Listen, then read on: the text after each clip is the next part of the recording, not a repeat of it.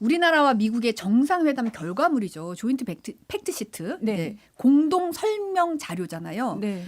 이게 발표가 좀 예상보다 늦어지고 있어서 네. 어떻게 된 건가 배경에 관심이 쏠리고 있는데 정승혜 기자가 이 부분을 집중 취재를 해왔다고 이 부분 네. 들었습니다. 일단 정 기자가 이제 정상회담 직전에 네. 요거 딱 지목해서 얘기를 했었잖아요. 네. 정상회담 의제에 핵 관련 이슈가 올라가면 미국이 받아들일까? 트럼프니까 가능할 수도 있다. 네, 이런 네. 얘기 했었잖아요. 근데 네. 확 나와서 깜짝 놀랐어요. 저도 깜짝 놀랐어요. 한번 싱크 듣고 갈까요? 네, 지난 얘기 어떤 얘기가 나왔는지 네, 한번 네. 듣고 얘기 또 나누겠습니다. 네. 핵 추진 잠수함의 연료를 우리가 공급받을 수 있도록 대통령께서 결단을 좀 해주시면 좋겠습니다. 디젤 잠수함이 잠항 능력이 떨어지기 때문에 북한이나 아니면 중국 쪽 이 잠수함들 추적 활동에 제한이 있습니다. 미국의 방위 부담을 줄이기 위해서 대한민국의 방위 산업에 대한 지원이나 또 방위비 증액은 확실하게 저희가 해나가겠다는 말씀을 드립니다. 사실 모두 발언에서 이렇게 네. 정말 파격적인 발언이었잖아요. 이거 딱 나오자마자 방에서 웅성웅성했어요, 사실. 그렇죠. 생방송 하시던 분들도 네. 난리가 나고. 네. 해석이 분분했는데 이게 어떻게 봤어요, 정 기자는?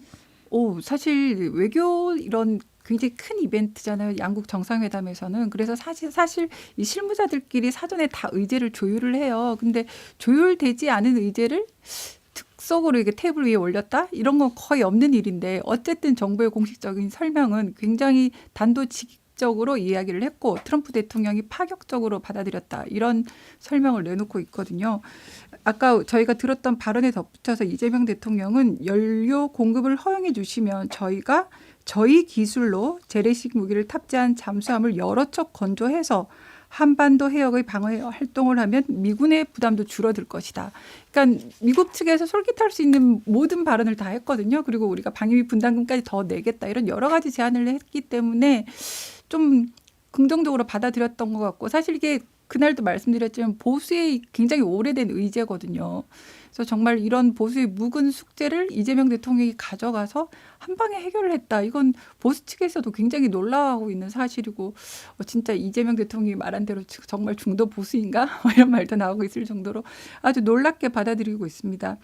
사실 핵 추진 잠수함이 언뜻 생각하면 연료만 핵 아니야? 이렇게 생각할 수도 있는데 이게 무제한 잠항이 가능해지거든요. 네.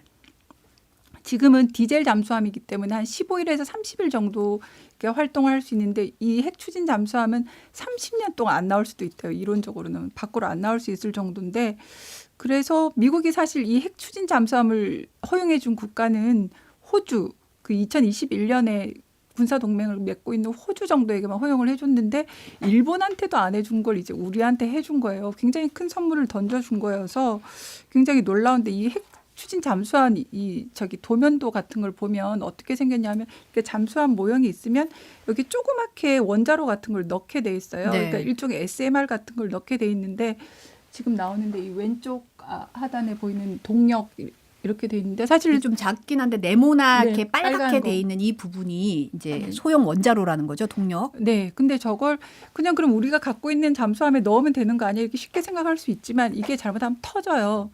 그래서 러시아도 사고가 있었고 중국도 사고가 있었기 때문에 미국 측으로부터 이 기술을 반드시 이전받아야 가능한 거거든요. 굉장히 큰 이 선물을 준 셈이어서 국제적인 전문가들은 미국이 완전히 우리를 재평가하고 있는 것 아니냐. 그냥 전략적인 동맹 관계를 넘어서서 거의 동반자로 생각하고 있는 것 아니냐. 이런 평가가 나오고 있습니다. 그런데 이제 팩트 시트가 나오지 않고 있어요. 네. 설명 자료가 안 나오다 보니까 강훈식 비서실장도 지난주 국감에서 이번 주를 넘기지 않을 것이라고 했는데 넘겼잖아요. 그러니까 왜 안 나오는 거야? 여러 가지 추측, 억측까지 나오고 있는 상황인데 뭐 어디까지 와 있는 걸로 보고 계세요? 제가 그래서 어제 정부 고위 관계자한테 오랜만에 정말 전화 취재를 했는데 이분 말씀이 이래요.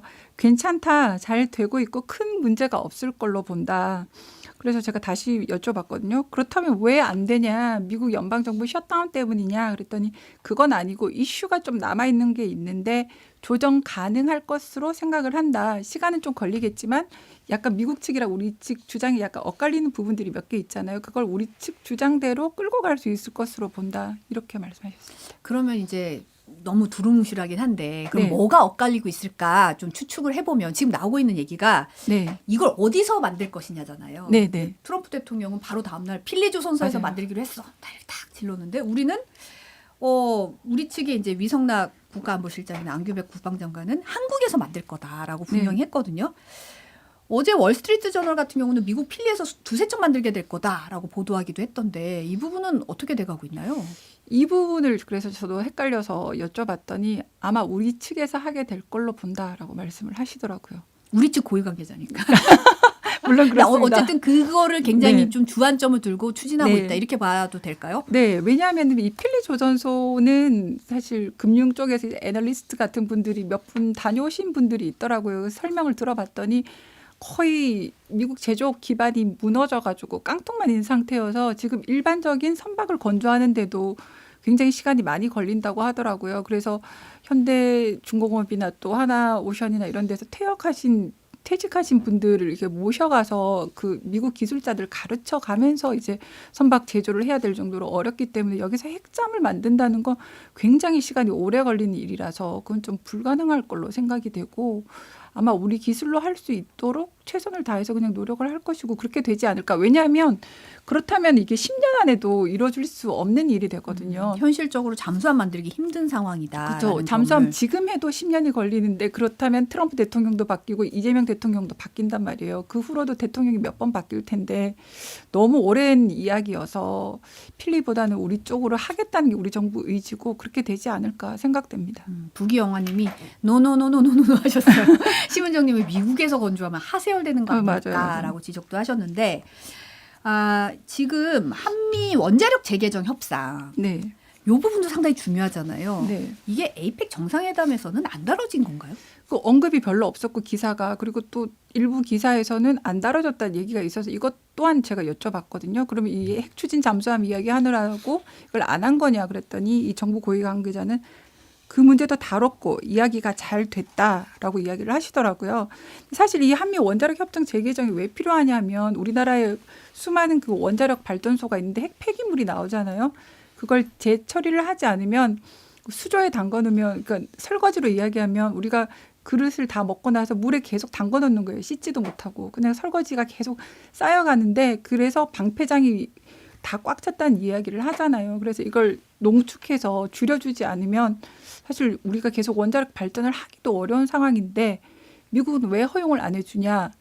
이걸 재처리하는 과정에서 플루토늄이 추출될 수 있기 때문에 핵무기 만들 수 있는 가능성이 높고 우리는 지난번에도 얘기했지만 박정희 대통령 때 핵 개발을 추진했던 이력이 있었던지라 의심이 굉장히 많거든요. 그걸 불식시킬 수 있는 노력을 좀 더 해야지 이제 이 얘기가 가능한데 일본에는 큰 게 있어요. 아오모리에. 그럼 그 정도 로카숑브라에 있는 재처리 시설 정도로 우리도 만들 수 있는 거냐라고 어제 물어봤더니 꼭 그거다라고 말은 하지 않았지만 농축 시설을 만들 것이고 이야기가 잘 되고 있다 이렇게 답했습니다. 소주 USA님은 협상을 재촉하는 진행은 자제해 주세요라고 말씀해 주셨는데 이게 사실 재촉하는 건 아니고 팩트 시트가 나온다고 얘기했는데 사실 강훈식 비서실장이 이제 공식적으로 이번 주 넘기지 않을 거라고 얘기했는데 안 네. 나오고 있다 보니까 이제 별 얘기가 다 나오고 있어서 네. 저희가 이제 팩트 확인 차원에서 지금 정승혜 기자가 열심히 취재를 해온 거고요. 아 저희는 뭐 저희는 뭐 힘도 없어요. 네. 저희가 한다고 해서 빨리 할 것도 아니고 잘 되고 있다는 설명을 드리고 있는 겁니다. 지금 진행이 디테일하게 세부 협의가 디테일하게 네. 진행되고 있다라는 네. 점. 근데 사실은 두 번 이제 정상회담을 가졌고 8월과 10월을 비교를 좀 해보면 8월보다는 물론 뭐 이제 금관도 나오고 훈장도 나와서 그런지 모르겠지만 긴장감이 좀 덜하고 있다. 분위기가 상당히 좀 달랐다라는 얘기도 나왔어요. 어때요? 네, 그래서 미국이 한국에 대해서 어떻게 평가하고 있는가 이런 여러 가지 관측들이 있었는데 미국과 한국을 잘 다 아시는 분의 설명으로는 이재명 대통령에 대해서 굉장히 프랙티컬하다, 그러니까 실용적이다라는 평가를 미국에서 한다는 거예요. 처음에는 사실 뭐 우리 보수 진영에서 여러 가지 막 시위도 하고 뭐 미국에 가서 현지에서도 뭐 이런 저런 걸 하고 이러니까 좀 약간 의심의 눈초리도 살짝은 있었던 것 같은데 만나봤더니 괜찮더라. 그리고 뭐 보수 진영은 굉장히 태극기도 흔들고 성조기도 같이 흔들면서 동맹을 추구하는 것이 막 가시적으로 보이는데 진보 진영은 안 그런 거 아닌가 했는데 만나보니 굉장히 괜찮았고 특히 8월 달 그 백악관 회담에서 이재명 대통령이 굉장히 적극적으로 말을 잘 하셔가지고 좀 까다롭거나 약간 트럼프 대통령이 제기하는 문제에 대해서 정면으로 반박하지 않고 트럼프가 좋아하는 북핵 이슈 같은 걸 빨리 던져주는 걸 보고 굉장히 괜찮게 평가를 하시더라고요. 그래서 아마 이 사람은 우리하고 실용적인 면에서 모든 게 맞을 수 있다는 평가를 하고 있어서 관세 협상까지 굉장히 스피디하게 다 해결될 수 있었다 이렇게 말을 하더라고요. 이번에는 국내 이슈로 좀 넘어가 보겠습니다. 요즘 네. 종묘가 아주 핫하게 지금 네. 떠오르고 있어요. 종묘 대전이라고도 하던데 보다 정확하게는 이제 종묘와 마주하고 있는 세운 4구역 재개발을 둘러싼 이제 공방이 벌어지고 있습니다. 오세훈 서울시장이 종묘 앞에 세운 4구역 재개발하겠다고 하면서 높이를 올리는 고시를 통해서 높이를 올렸어요. 김민석 문화재 전문가들도부터 비롯해서 문제를 제기하고 김민석 국무총리를 비롯해서 이제 여당에서 비판을 하고 있는데 쟁점을 좀 정리를 해보자면 어떻게? 예, 가장 큰 쟁점은 금방 앵커님께서 말씀하신 것처럼 높이를 2배로 올렸다는 거거든요. 원래는 71.9m, 그러니까 한 33층 정도 높이로 개발하는 거였는데 141.9m, 그러니까 거의 2배 이상인 50층 이상 높이로 종묘 주변에 재건축을 하겠다는 거예요. 그래서 뭐 말씀하신 대로 국가유산청, 문화관광부 그리고 종로를 지역구로 두고 있는 곽상원 의원 등등 해서 굉장히 반대를 하고 있는데 여기에 대해서 오세훈 시장 측은 문제가 없다 이렇게 나오고 있습니다. 오 시장 측 입장은 정확하게 어떻게 되는 거예요? 정확하게 말해서는 이건 오 시장 제가 발언을 그대로 인용해 드릴게요. 정확하게. 어제 CBS 라디오 김현정 뉴스쇼에 출연해서 종묘는 이 정전이라는 건축물만 대상으로 해서 된 게 아니라 종묘 재래약 같은 소프트웨어를 묶어서 지정된 것이다. 건축물 하나만 보고 하는 것이 아니고 오히려 지정하는 쪽은 관심조차 없는 이슈를 가지고 국내적으로 이슈를 만들고 있다라고 반박을 했는데 요건 팩트는 이따 뒤에 가서 다시 한번 체크해드리겠습니다. 오 시장 측 발언이 맞는 건지는요. 지금 사실은 이제 세계 문화유산 지정 박탈당할 우려도 있다. 국가유산청장도 지적을 네. 했잖아요. 네. 오 시장이 그렇게 그럴 일 없다라고 주장을 하고 있는 건데 네. 이제 좀 정부나 이제 그 전문가들이 우려하고 있는 점은 어떤 점이 있어요? 네, 금방 말씀하신 것처럼 이 종묘에서 100m가 넘어서면은 상관없다는 게 이제 오 시장 측 입장이고 그리고 저희가 용적률이라고 그러잖아요. 그걸 높이지 않으면 채산성이 나오지 않는다는 게 이제 서울시가 계속 주장하고 있는 건데 민주당 측에서는 그렇지 않다. 특히 이 종묘의 경관을 훼손하게 되기 때문에 이건 특정 사업자한테만 이익이 될 수 있고 그리고 무리하게 이렇게 설치를 하거나 하면은 환경 영향 평가하듯이 이제 문화유산 평가를 한번 하자고 유네스코에서도 제안까지 했는데 오 시장이 이걸 하지 않고 있어서 나중에는 이제 문제가 될 수 있고 최악의 경우에 취소될 우려까지 있다는 게 정부 측 입장인데 문제는 이게 중앙 정부가 개입할 여지가 별로 없다는 거거든요. 서울시에서 이만큼 왔고 그다음 남은 시행 단계에 가면 종로구청에서 할 일이에요. 그래서 정부 차원에서 지금 어떻게 법적으로 개입할 여지가 없어서 지금 좀 더 시끄러워지고 있는 겁니다. 근데 종묘는 서울시 것만 것도 아니에요. 이거 그렇죠. 유네스코에서 지정한 세계 문화유산이고 네.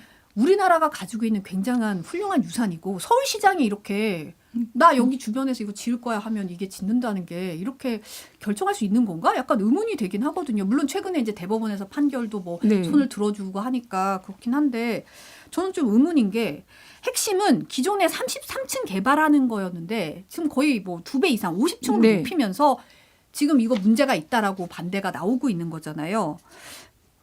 종묘를 세계 문화유산으로 지정했을 당시 유네스코 권고도 오 시장 이야기랑은 좀 다르던데요. 네, 어제 SBS에서 보도한 게 있어서 제가 좀 자료를 가져왔는데요. 여기 보이지만 이 종묘는 적절한 완충지대에 둘러싸여 있긴 하지만 그 너머에서 지금 상당한 도시화가 진행되고 있다. 이 당시에도 이미 우려를 제기를 하면서 시야를 해줄 수 있는 고층 건물이 인근에 들어서지 않을 거라는 보장을 원한다. 이렇게 분명히 이야기를 하고 있습니다. 그래서 이건 좀 오 시장 말은 종묘에서 떨어져 있기 때문에 170m 떨어져 있기 때문에 초고층 건물이 들어서도 상관없다고 하지만 이미 유네스코는 이 지정 당시부터 우려를 표했고 보장을 원한다라고 이야기를 했고 또 앞서 말씀드렸지만 유산 영향 평가를 다시 해달라라고까지 요청을 한 상태인데 지금 오 시장은 아니야 나 100m 넘어서기 때문에 상관없어 이렇게 밀어붙이고 있는 겁니다. 정원호 성동구청장도 이제 네. 세계 문화유산 지정 박탈당할 일 없다는 오 시장의 주장에 대해서 그건 시장님 생각이고 맞아요. 그러니까 유네스코가 염려하고 있고 지난 4월에 이미 환경 영향 평가 받으라고 권고까지 했는데 왜 그 권고안 무시하고 그냥 시장님이 된다 안 되냐 이렇게 판단을 하는 거냐 이거 문제 있다라고 지적을 했더라고요. 그래서 저도 아니 환경 영향 평가를 받고 절차적으로 뭔가 우리가 이게 우리의 모두의 유산이잖아요. 그러면 좀 적절한 수기를 거쳐야지 이렇게 밀어붙일 일인가라는 생각이 드는데 오 시장은 왜 영향 평가는 또 안 받는다는 건가요? 이거에 대한 입장은 좀 잘 안 보이더라고요. 정확하게 입장을 보이지는 않아요. 앞서 말씀드린 그냥 100m 종묘에서 100m 떨어졌기 때문에 이건 평가 대상이 아니야라는 주장만 반복하고 있는데 그 조감도 같은 거를 보면 굉장히 높은 건물들이 종묘를 중심으로 지금 나오는데요. 저렇게 들어서는데 과연 저렇게 종묘는 거의 묻혀갖고 보이지도 않고 이러는데 이게 이제 오 시장 측이 이제 향후에 이렇게 세워질 네. 것이다 이러면서 경관을 전혀 해치지 않는다고 이제 내보낸 조감도잖아요. 네. 저는 저기서 종묘의 정전이 어디 있지 싶더라고요. 저 끝에 있어요. 저 끝에 잘 보이지도 않게 저렇게 되는데 문제는 근데 이게 지방선거랑 좀 관련이 있다는 분석들이 많잖아요. 오 시장은 이걸 큐거리로 걸어가지고 지방선거에서 이제 서울시장 다시 이제 전대미문의 5선을 노리고 있는 핵심 프로젝트이기 때문에 이걸 절대 포기할 수 없다는 거고 또 반면 민주당 쪽에서는 지금 보면 오 시장이 명태균 게이트 관련해서 약간의 잽은 얻어맞고 있지만 결정타가 없는 상황에서 이걸 또 공격하지 않으면 안 되는 또 그런 큐거리기도 또 해요. 그래서 또 지금 나서고 있는 분들이 민주당 서울시장 후보로 거론되는 분들이잖아요. 김민석 총리나 정원호 성동구청장이나. 그래서 이걸 그냥 단순히 종묘 대전은 그냥 종묘를 놓고 벌이는 싸움이 아니라 서울시장 탈환을 위한 민주당과 또 국민의힘의 결투다. 이렇게 해석하는 시각들이 많습니다. K님이 반대로 종묘에서 바라보는 조감도도 있어야 한다 이 얘기하셨는데 저는 이 지적 굉장히 맞다고 생각을 하는 게 어쨌든 종묘에서 바라봤을 때 경관을 보면 네. 지금도 저 멀리 이제 건물들이 꽤 있거든요. 종묘뿐만 아니라 다른 이제 궁에서도 보면 사실 우리나라 궁이 도심 가운데 있는 셈이잖아요. 그런 상황에서 경관을 해치지 않는다 아무 문제도 없다라고 이렇게 독선적으로 밀어붙이는 모습이 오히려 차제의 지선에서 전혀 좋은 효과를 볼까? 약간 이런 의문이 들긴 합니다. 복잡한데 지금 또 세운상가 조합원들까지 가세를 했잖아요. 해서 이제 이분들이 토지주들이 이제 사유지산 침해다. 중앙정부에서 개입하지 마라. 우리는 그럼 손해배상이나 직권남용 등 민형사상 모든 법적 대응을 하겠다라고 이제 들어오고 있어가지고 굉장히 복잡해져가는 문제라서 이게 참 쉽지가 않아 보입니다. 출구가. 이번에는 또 보수 진영에서는 이 와중에 한동훈 전 국민의힘 대표와 홍준표 전 대구시장과의 설전이 벌어지고 있어요. 어떤 내용이죠? 단선이 이제 대장동 항소 포기한 검찰을 비판하는 거였는데 이 와중에 이제 홍준표 전 시장이 이 검찰을 비판하면서 윤석열 전 대통령, 한동훈 전 대표를 함께 걸어서 비판하는 글을 SNS에 남겼거든요. 앞에는 이제 검찰 욕을 하다가 결국 아무래도 윤석열, 한동훈 같은 정치 검사들의 탓이다. 그 검찰의 정치화가 초래한 비극이다. 이렇게 이제 공격을 먼저 성공을 날렸거든요.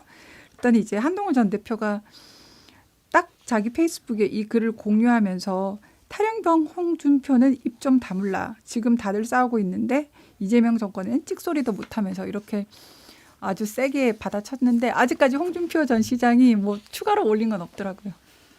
지금 한동훈 전 대표가 요즘에 굉장히 적극적으로 SNS를 정말 많이 올리고 있어요. 네. 스피커를 풀 가동하고 있는 모양새던데 뭐 보니까 오늘은 정성호 법무부 장관, 추미애 법사위원장, 조국혁신당 이제 비상대책위원장, 전형직 법무부 장관에게 국민 앞에서 공개 토론하자라고 제안을 했어요. 왜 이렇게 적극적으로 사실 이제 한동훈 전 대표 같은 경우는 본인 책에는 검사 이력 빼가지고 검사 아닌 척. 대부분이 이력이 검사인데 왜 그 이력이 빠졌을까라고 이제 의문이 좀 제기가 됐었던 적도 있었잖아요. 근데 이 사태에서는 내가 굉장히 잘한다라고 생각해서 굉장히 적극적으로 나서는 걸까요? 그 말씀하신 대로 사실 그때 자서전 낼 때는 검사 이력을 빼서 너 왜 뺐니 또 이렇게 물어봤더니 내가 검사 출신인 거 모르는 사람 없으니까 뺀 거야 이러면 근데 사실 속내는 윤석열 전 대통령과 오버랩 때는 역시 윤석열의 아바타였어라는 이미지를 떨쳐버리고 싶어서 검사 이력은 절대 말을 하지 않았던 건데 지금 왜 이렇게 나오느냐 이걸로 이슈 파이팅을 해서 결국 국민의힘에서 한번 나 살아남고 싶어 저는 그 마음이 드러난 걸로 생각하거든요. 사실 국민의힘에서 한동훈 전 대표에게 공천 줄 가능성은 지선에서나 보궐선거에서 굉장히 낮거든요. 그리고 뭐 나오기만 해봐라 우리가 그 당원 게시판 사건 인용해가지고 컷오프 시켜버릴 거야 뭐 이런 말들을 국민의힘 그 내부에서는 공공연하게 있는 상황이고 그럴 때 당원들한테 어필할 수 있는 게 바로 이거다라고 잡은 것 같아요. 그래서 거의 여기저기 이야기를 하고 있는데 저는 이제 한동훈 대표가 그러는 건 이제 정치적으로 이해는 할 수 있는데 본인 입장에 서면 본인 입장에선 그럴 수 있지만 좀 언어를 순화해서 썼으면 좋겠는 거예요. 그러니까 홍준표 전 시장을 향해서도 나이도 그렇게 차이 나는데 홍준표 뭐 이렇게 말하는 게 좀 이상하고 지금 조국 전 비대위원장에도 조씨라고 얘기를 해요. 조씨. 이게 조씨 구질구질하게 뭐 이런 식으로 얘기를 하는데 비판을 할 수는 있는데 그냥 뭐 조국 전 수석, 조국 전 비대위원장, 뭐 조국 전 대표 뭐 이런 여러 가지 표현이 있는데 굳이 이렇게 언어를 이렇게 격을 떨어뜨려서 해야 되냐. 보수는 그래도 품격인데 품격 좀 지켜가면서 싸우셔도 충분하니까 좀 언어를 순화하셔라. 그 이야기는 좀 하고 싶어요. 지금 근데 또 보면 지금 양쪽 다 친한계나 친윤계나 이제 뭐 어떻게 보면 국민의힘에서는 갑자기 탄핵 사유다 이러면서 굉장히 규탄 대회를 계속 연일 벌이고 있잖아요. 어제 같은 경우는 국민의힘은 대검 앞에서 규탄 대회를 벌였는데 장동혁 대표가 뭐 40명 딱 가서 또 친한계 원외 인사들은 중앙지검 앞에서 또 규탄 대회를 열었더라고요. 그러니까 지척이잖아요. 서로 쪼개져가지고 우리는 니네와 함께 할 수 없다라는 걸 아주 분명히 하고 있는 거죠. 그러니까 친한계는 어떻게 하든지 지금 잡고 있는 뭐 장동혁 대표한테 잘 보여갖고 받을 가능성은 낮다고 생각을 하는 거예요. 그래서 우리는 따로 행동을 해서 친한계라는 거 오히려 더 각인을 시켜보겠다. 그래서 당원들한테 다시 한번 마음을 얻어보겠다. 이런 계산에서 이제 따로따로 움직이고 있는데 밖에서 보기에는 참 저기서도 이제 찢어져서 사냐 뭐 이런 평가가 나오고 있는 거죠. 조국 전 비대위원장 이야기가 이왕 나왔으니까 조국 소식 한번 보고 가면 조국 전 위원장이 이제 당대표 선거 출마 기자회견 열고 당권 도전 선언했어요. 네, 뭐 신뢰 회복, 홀로서기, 거대 양당 정치 종식 세 가지를 걸고 나섰고 사실 조국 전 비대위원장 혼자 출마한 거라서 이거 뭐 당선 벌써 확정된 건데 문제는 이 당의 최대 주주고 사실은 떡하니 자기 이름까지 넣은 당을 갖고 있는 오너긴 한데 지금 지지율이 너무 안 나오고 있거든요. 지지율이요? 네. 그 사실 8월 달에 뭐 출소하고 나서 막 전국 돌아다니고 이랬지만 그 성추문 이야기가 나오고 하면서 지지율이 굉장히 더 낮아졌고 존재감은 갈수록 미미해지고 그러다 보니 조국 전 대표 같은 경우에 막 어그로 끌 수 있는 모든 발언 SNS 이런 건 하고 있는데도 지지율이 잘 안 나오더라고요. 하나만 소개해 드리면 지난 10일 발표된 리얼미터 조사인데요. 6일에서 7일 전국 18세 이상 남녀 1,004명을 대상으로 했는데 이 정당 지지도 조사에서 개혁신당 4.2%에도 밀린 2.5%를 기록했습니다. 사실 개혁신당 의원이 3명이고 조국혁신당은 12명이나 되잖아요.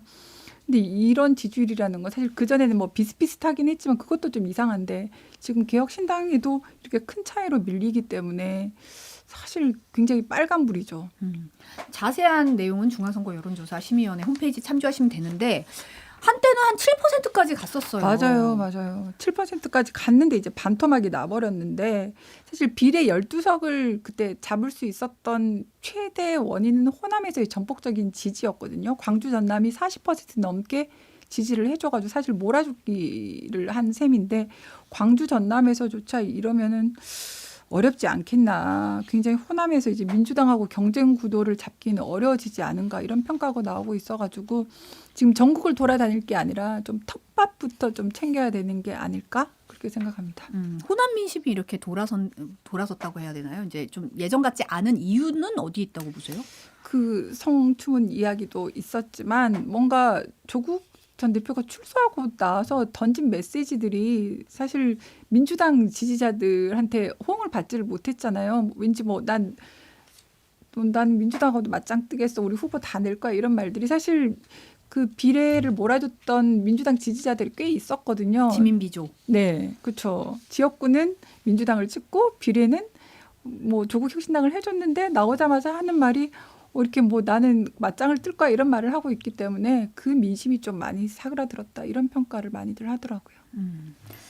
마지막으로 경제 뉴스 하나만 좀 볼게요. 김윤덕 국토교통부 장관이 지난 10월 15일 부동산 대책으로 묶인 규제 지역과 관련해서 일부 확대하거나 축소하는 걸 검토하고 있다고 말했어요. 근데 특히 화성이나 구리 등 일부 비규제 지역이 부동산 가격 풍선 효과가 우려된다고 했는데 이렇게 되면은 규제 지역 확대하겠다는 뜻으로 읽히는데요. 어떻게 보세요? 사실 우리가 그때 했지만 서울 전역을 했고 서울 밑에 남부 쪽을 굉장히 많이 묶었잖아요. 성남이랑 수원이랑 굉장히 많이 묶었고 약간 남겨둔 데가 이제 서울 북부와 접경하고 있는 경기도 지역이었거든요. 구리하고 뭐 이쪽 그리고 남부 쪽엔 이제 화성을 남겨뒀는데 어제 김윤덕 장관이 뭐라고 했냐면은 계속 시장 상황을 보면서 확대할지에 대해서는 판단이 필요하다고 생각한다. 그리고 현재 화성이나 구리 지역 같은 경우에는 풍선 효과가 우려되는 수준이라고 저는 보입니다. 그래서 일부 확대해야 하는 것도 검토하고 이렇게 이야기를 하셨어요. 사실상 확대할 수 있다는 뉘앙스를 굉장히 적극적으로 나타낸 건데 근데 사실 앞단에는 축소하거나 확대하는 거를 뭐 보겠다라고 네. 했으니까 그럼 줄일 수도 있는 건가 했더니 풍선 효과 우려 얘기하면서 확대를 얘기하니까 좀 이거 더 늘어나는 건가 싶은 거예요. 근데 사실 이게 풍선을 언제까지 이제 터트려야 되는지는 진짜 약간 의문인데 지금 강북 지역, 서울 강북 지역도 불만이 굉장히 많잖아요. 노도광 지역 같은 경우 우리는 오르지도 않았는데 왜 우리까지 묶어서 이러냐. 우리는 해제해달라. 이런 목소리도 굉장히 크고 사실 내년 지방선거 앞두고는 이 지역들 같은 경우는 일부 해제를 해야 되지 않느냐 이런 얘기가 나오고 있는데 오히려 확대한 이야기를 하니까 이거 자꾸 말씀드리지만 언제까지나 규제해서는 이게 규제빨이 계속 먹히지가 않을 수 있거든요. 어차피 여기까지 규제하면 여기가 또 터지고 또 터지고 또 터지고 하는 거라서 규제 일변도보다는 좀 다른 대책을 한번 생각해 보셔야 되지 않을까 그렇게 봅니다. 나라라 짱구님은 동탄 부동산 별로 안 좋다라고 얘기를 하셨는데 지금 동탄 낀 화성 상승률은 0.26% 전주보다 2배로 지금 보고 있거든요. 네. 이게 또 느끼는 체감이랑 네. 통계치랑 좀 다르게 느껴질 수 있는 것 같아요. 맞아요. 통계치는 또 그렇게 나와도 내 집이 안 팔리면 내 집값이 안 오르면 또 이게 또 안 오르다고 생각할 수 있으니까. K님은 우리노라 부동산은 하나님이 와도 해결이 요원합니다라고 하셨는데 또 이제 어떻게 규제를 하고 어떻게 잡냐에 따라서 또 이제 본인의 위치나 입장에 따라서 또 다른 생각이 또 많고 이러다 보니까 이 부분은 또 다들 관심이 또 많으신 것 같아요. 부동산은 원래 마키아벨리가 얘기했잖아요. 아버지를 죽인 원수는 용서해도 내 재산 뺏기면 용서하지 못한다고.